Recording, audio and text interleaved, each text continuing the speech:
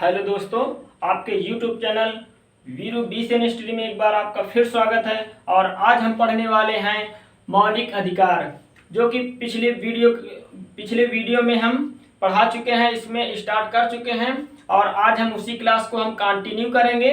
जैसे कि हम भाग 3 को हम कंटिन्यू करेंगे, पिछली क्लास में हम इसको पढ़ा चुके हैं। तो हम भाग 3 में मौलिक अधिकार हैं। और मौलिक अधिकार पिछली क्लास में हमने बताया कि मौलिक अधिकार मूल संविधान में 7 थे और वर्तमान में 6 बचे हैं। तो कौन सा हटाया गया है? संपत्ति का अधिकार। 44वें संविधान संशोधन 1978 के तहत जो है संपत्ति के अधिकार को कानूनी अधिकार अनुच्छेद 300 का में रख दिया गया। तो इसी तरह से हम कुल मौलिक अधिकार जो हैं 6 पढ़ेंगे।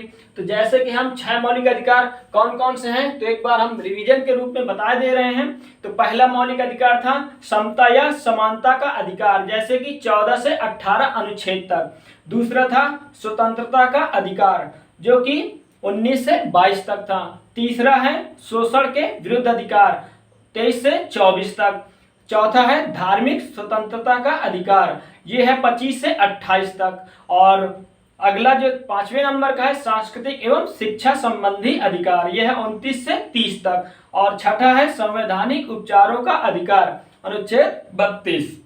तो मेरा उद्देश्य ये है कि सभी अनुच्छेद को एक क्रमबद्ध तरीके से और उनको लंबे समय तक याद कराने की पूरी मैं कोशिश करूंगा। और अंत तक वीडियो में बने रहना। और हम सभी अनुच्छेद, मौलिक अधिकार के महत्वपूर्ण अनुच्छेद जो हैं सभी को हम पढ़ेंगे बारी बारी से। हम मूल अधिकार के रूप में हम एक एक मूल अधिकार खत्म करेंगे और अनुच्छेद के हिसाब से हम खत्म करेंगे। तो जैसे कि हम ज्यादा समय न लेकर सीधे अपने टॉपिक पे आते हैं। जैसे कि हम पहला जो मूल अधिकार था वो है समता या समानता का अधिकार। तो ये कहां से कहां तक अनुच्छेद में है? 14 से 18। अब हम इन्हीं अनुच्छेदों को जानकारी करेंगे कि इस अनुच्छेद में क्या है। तो जैसे कि हम अनुच्छेद 14 और अनुच्छेद 15, अनुच्छेद 16, अनुच्छेद 17 और अनुच्छेद 18। तो इन सभी अनुच्छेद में क्या है इसको हम पढ़ते हैं। तो जैसे कि अनुच्छेद 14 कहता है कि विधि के समक्ष समानता, यानी कि सभी कानून की नजर में एक बराबर हैं। तो अनुच्छेद 14 कहता है कि विधि के समक्ष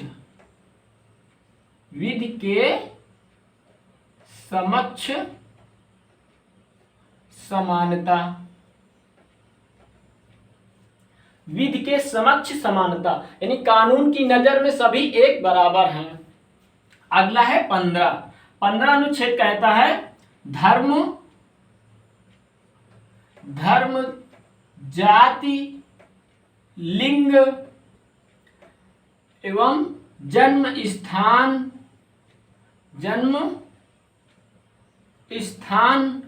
के आधार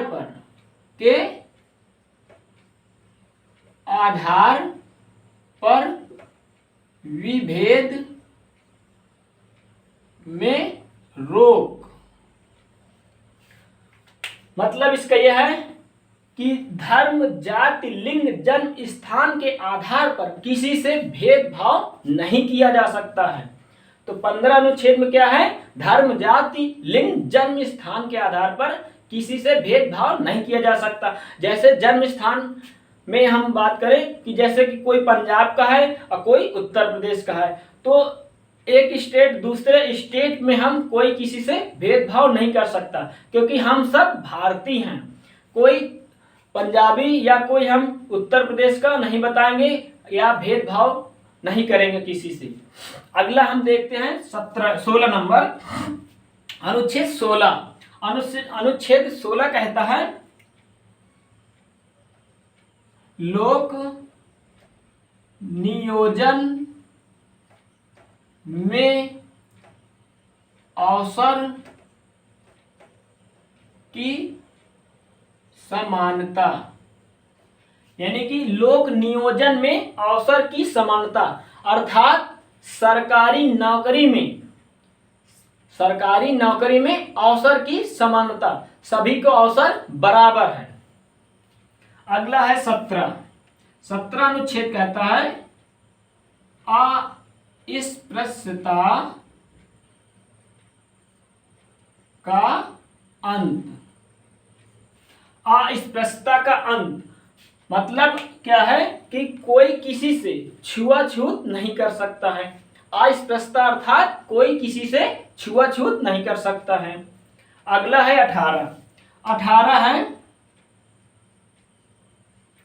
उपाधियों का अंत। उपाधियों का अंत।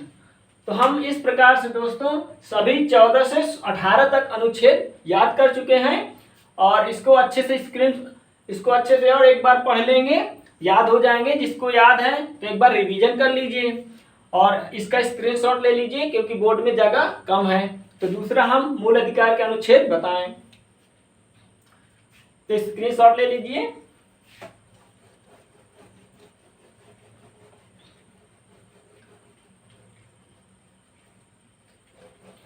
तो अगला मूल अधिकार जो है स्वतंत्रता का अधिकार।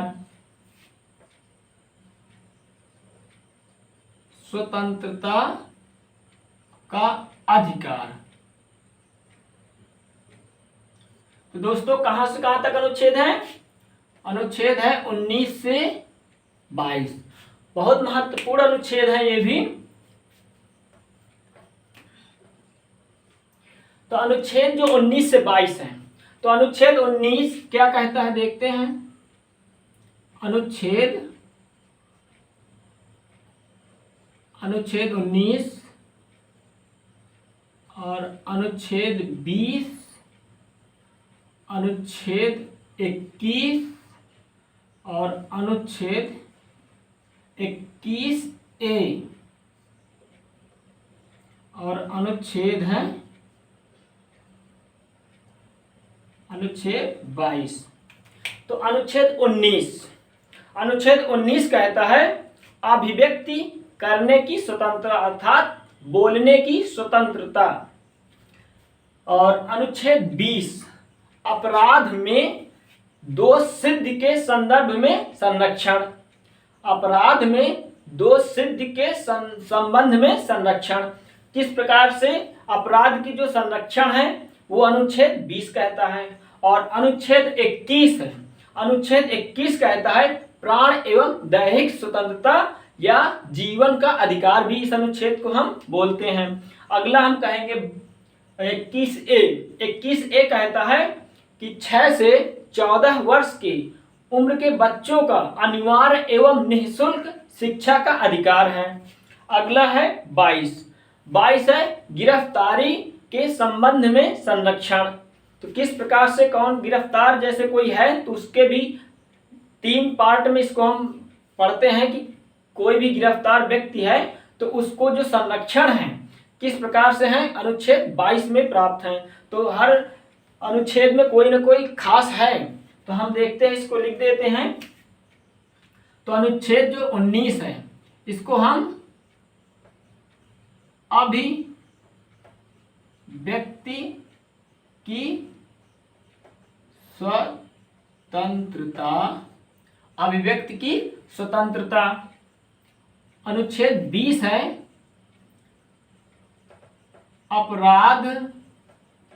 अपराध में दोष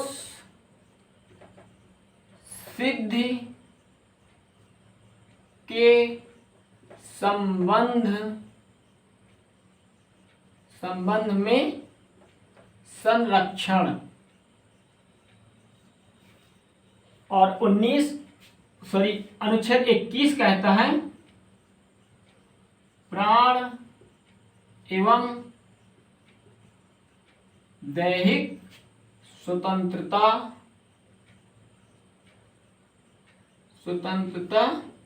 का अधिकार। अनुच्छेद 21A 6 से 14 वर्ष के 6 से 14 वर्ष के बच्चों को अनिवार्य एवं निःशुल्क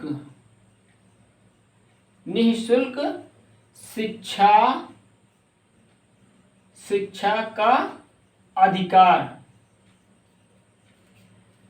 6 से 14 वर्ष के बच्चों को अनिवार्य एवं निःशुल्क शिक्षा का अधिकार। और अगला है 22 कहता है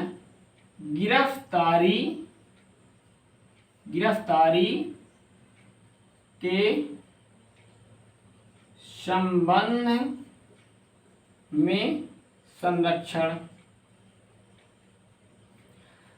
तो दोस्तों, हमें अनुच्छेद को याद कराने का मेरा एक उद्देश्य था, और इसको जब हम विस्तार से पढ़ेंगे तो एक हम मौलिक अधिकार का चैप्टर अलग बनाएंगे।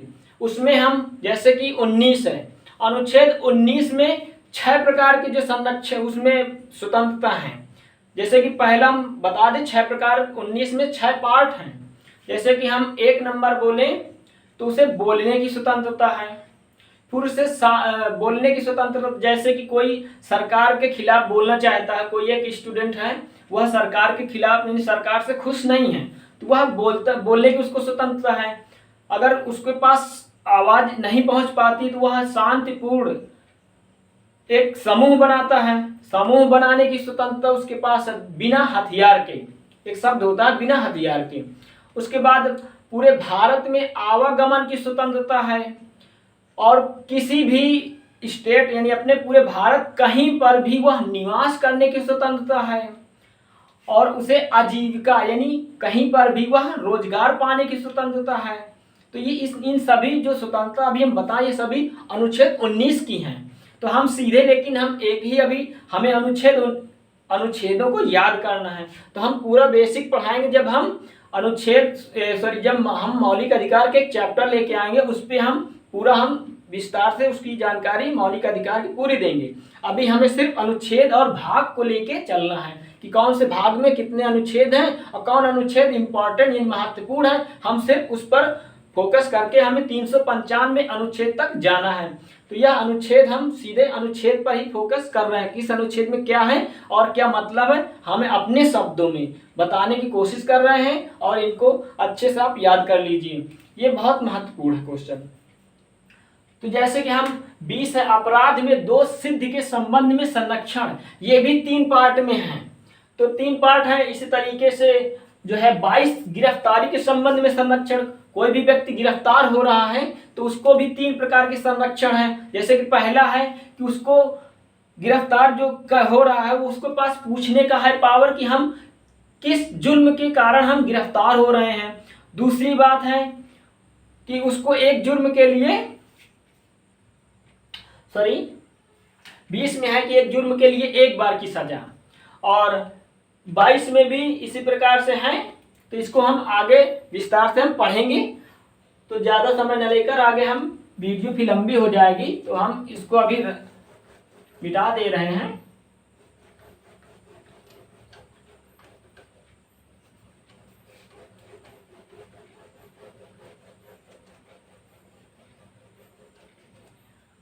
अगला जो मूल अधिकार था 3 नंबर का, वो है शोषण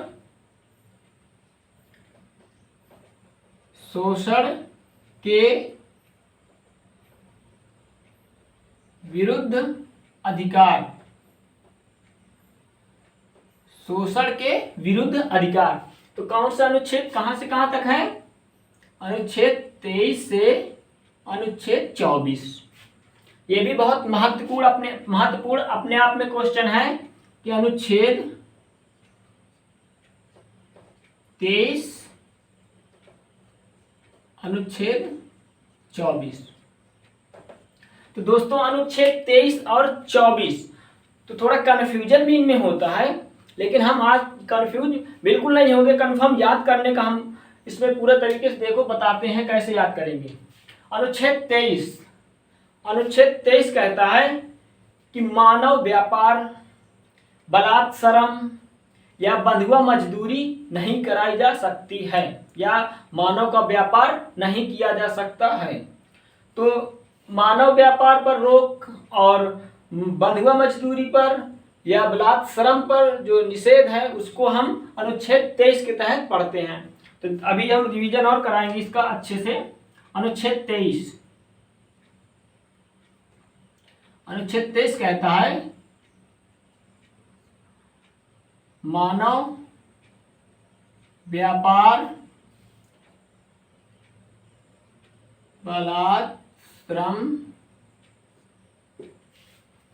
बलात्सरम और बंधुआ मजदूरी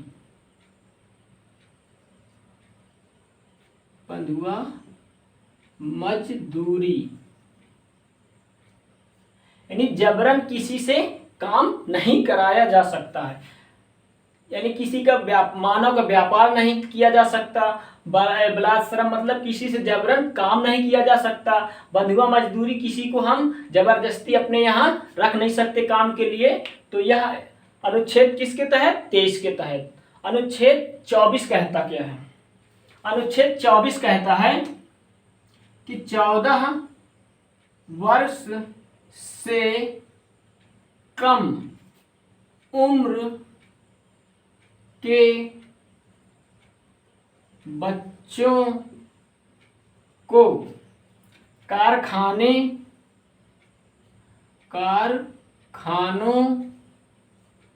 या जोखिम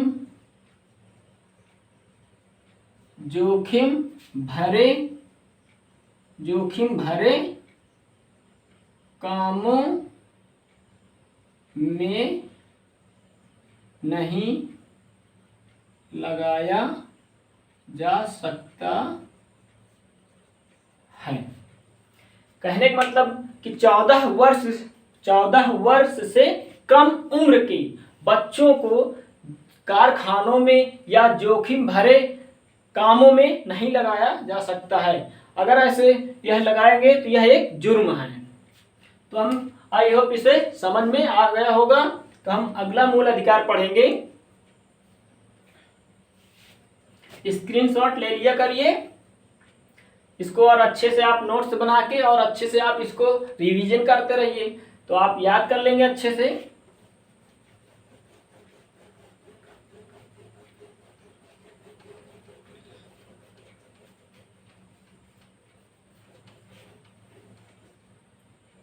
अगला है मूल अधिकार 4 नंबर का, यानी कि धार्मिक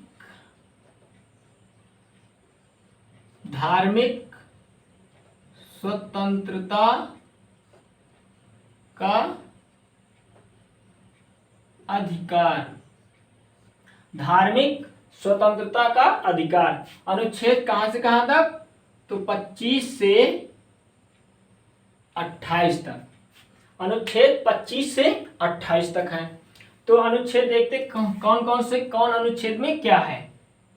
जैसे कि अनुच्छेद 25, अनुच्छेद 26, अनुच्छेद 27, अनुच्छेद 28। तो अनुच्छेदों को याद करने के लिए हम दोस्तों बता दें कि हमेशा पूरी लाइन आप याद करने की कोशिश मत करिए। हर एक अनुच्छेद में कीवर्ड पकड़िए कि जो मेन जो शब्द है उसी को हम पकड़ के चलेंगे। किस अनुच्छेद में कौन सा मेन शब्द है उसी से हम पकड़ेंगे और उसी से हम याद कर लेंगे। और जब भी पूछा जाता है तो मेन शब्द हमेशा मिलेगा आपको अनुच्छेद में, तो उसी से हम पकड़ के उसी को हम याद कर लेंगे। उसी से हम आंसर एग्जाम हॉल में भी टिक कर सकते हैं। तो और देखते हैं 25 नंबर अनुच्छेद में क्या कहता है। इसमें तो देखिए धार्मिक स्वतंत्रता का अधिकार, यानी कि जो अपना भारतीय संविधान जो है कि भारतीय संविधान में अपना देश एक कोई धर्म नहीं मानता। सभी धर्म देश संविधान में बराबर हक दिया गया है। तो हम यहाँ पर यही जानकारी करेंगे कि जैसे कि प्रस्तावना में लिखा हुआ है कि धर्मनिरपेक्ष देश, अपना जो भारत देश है धर्मनिरपेक्ष है, कि अपने यहाँ जो धर्म है सभी बराबर हैं और अपना अपना धर्म को प्रचार करने का और उसका आचरण का और उसको मानने का सभी के पास बराबर है अधिकार। तो कोई अपना धर्म प्रचार कर रहा है, उसमें किसी सरकार का कोई जोर जबरदस्ती नहीं है, कोई रोक नहीं है। तो वही हम इसमें पढ़ेंगे,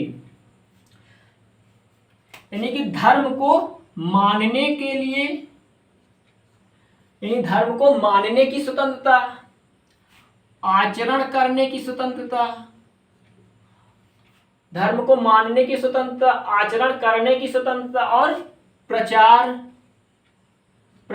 करने की स्वतंत्रता, प्रचार करने की स्वतंत्रता। कि जैसे कि एक एग्जाम्पल के तहत हम बताएं कि सिख धर्म में जो है पाग जो होता है, पाग पहनते हैं तो उस पे जो बाइक होती है उसमें वो चलते हैं, कभी पुलिस उस पर कोई कार्रवाई नहीं करती, क्योंकि पाग के ऊपर हेलमेट लगाना कोई जरूरी वो नहीं समझते और पाग की वजह से वो हेलमेट का कोई चालान भी नहीं कटता है। तो सिख धर्म में पाग क्या है, उनको एक धर्म है, धर्म के आधार पर उन्हें छूट मिली है। अगला हम समझ देखते हैं कि धार्मिक 26 नंबर में है धार्मिक प्रबंधन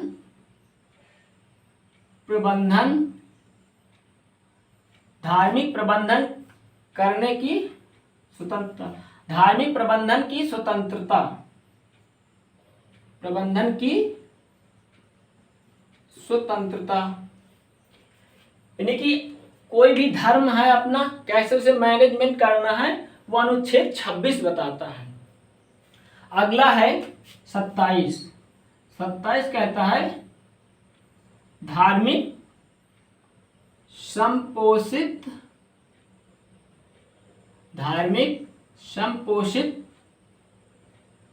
करने की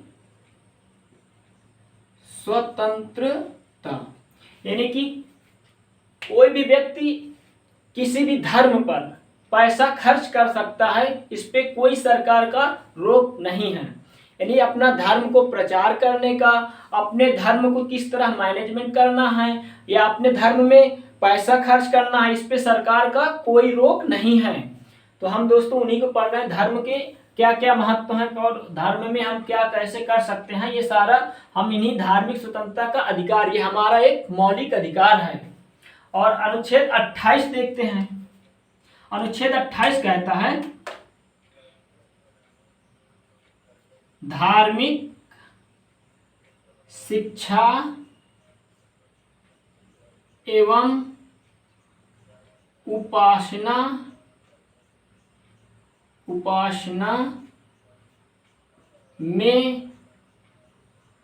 उपस्थित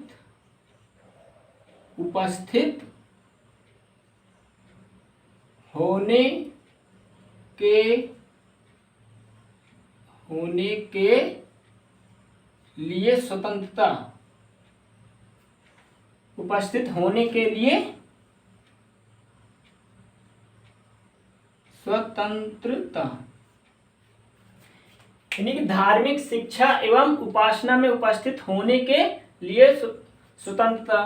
तो कोई भी व्यक्ति है वह कहीं पर भी सभा कोई धार्मिक चल रही उस पे वह उपस्थित होने की उसके पास क्या है, स्वतंत्रता है। तो उस पे कोई सरकार भी उस पर भी कोई रोक नहीं लगा सकती है। तो हम धार्मिक स्वतंत्रता का अधिकार यानी मूल अधिकार के जितने भी अनुच्छेद थे हम उन पर फोकस किया और उसको हम अच्छे से अध्ययन किया। तो इसका स्क्रीनशॉट ले लीजिए और हम अगला जो है मौलिक अधिकार देखें नंबर 5 नंबर का। तो और इसका अच्छे से रिवीजन कर लीजिए या दोबारा एक बार और वीडियो देख लेना, आपको याद हो जाएगा अच्छे से।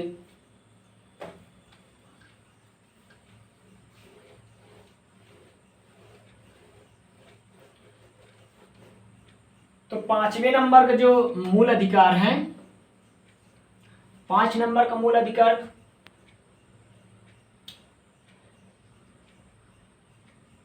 संस्कृति एवं शिक्षा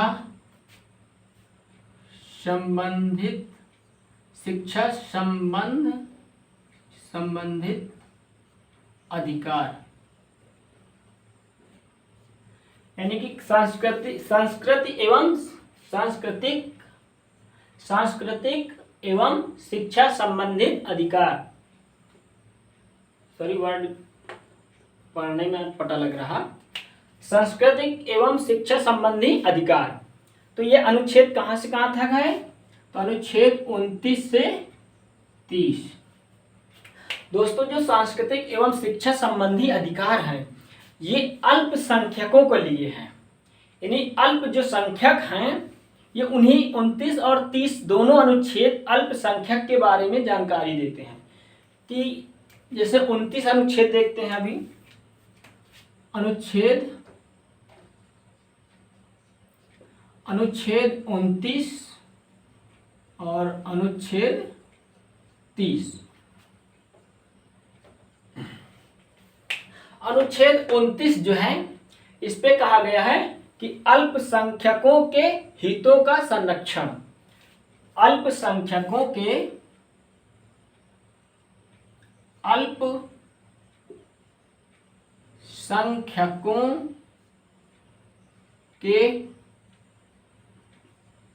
हितों का संरक्षण। अल्पसंख्यकों के हितों का संरक्षण यानी अल्पसंख्यक के विकास पर संरक्षण सरकार का है। तो वहां पर जो अल्पसंख्यक हैं अनुच्छेद 19 और 30 दोनों में अल्पसंख्यकों के हित के ही जानकारी देता है। और जैसे 30 अनुच्छेद क्या कहता है? अनुच्छेद 30 कहता है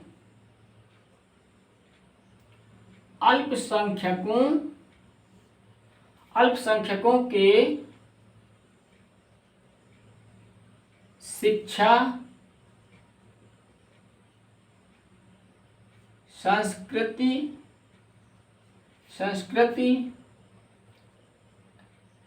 यानी कि अल्पसंख्यकों के शिक्षा संस्कृति के संबंध में संरक्षण, संस्कृति के संबंध में संरक्षण। यानी कि अल्पसंख्यकों के शिक्षा संस्कृति के संबंध में संरक्षण। जैसे कि अल्पसंख्यक मतलब अपना कल्चर या अपनी संस्कृति बचाए रखने के लिए अनेक स्कूल काफी इसमें खुले हुए हैं। तो इस पर जो इनका एक संरक्षण है अपना कल्चर और संस्कृति को बचाए रखने के लिए इनके कॉलेज यानी स्कूल भी खोले जाते हैं। तो इस प्रकार से अनुच्छेद 30 के तहत है वो, और 29 में अल्पसंख्यकों के हितों के संरक्षण है। तो आई होप कि ये 5 नंबर का मूल अधिकार के जो 2 ही अनुच्छेद थे ये दोनों अच्छे से याद कर लेना। तो अगला हम देखते हैं 6ठे नंबर का क्या है।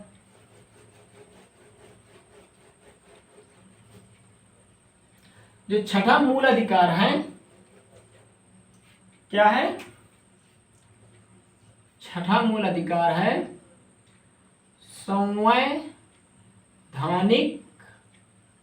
संवैधानिक उपचारों का अधिकार।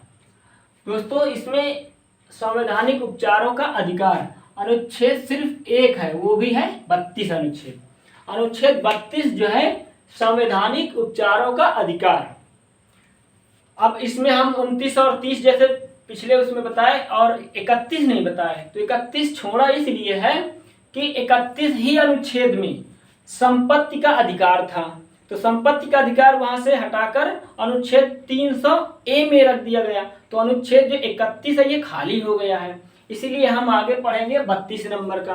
तो अनुच्छेद जो 32 है संवैधानिक उपचारों का अधिकार, बहुत महत्वपूर्ण अनुच्छेद है 32। इसका अनुच्छेद 32 में क्या है कि जो सारे मूल अधिकार हैं, जो मूल अधिकार 12 से अनुच्छेद 35 तक है, तो जितने भी मूल अधिकार हैं यदि किसी का मूल अधिकार छीना जा रहा यानी किसी भी व्यक्ति का मूल अधिकार छीना जा रहा है या उसका कोई उल्लंघन किया जाता है, तो अनुच्छेद 32 क्या करता है कि अनुच्छेद 32 के तहत सुप्रीम कोर्ट और अनुच्छेद 226 के तहत हाई कोर्ट में वह व्यक्ति सीधे कार्यवाही कर सकता है, यानी याचिका दायर कर सकता है।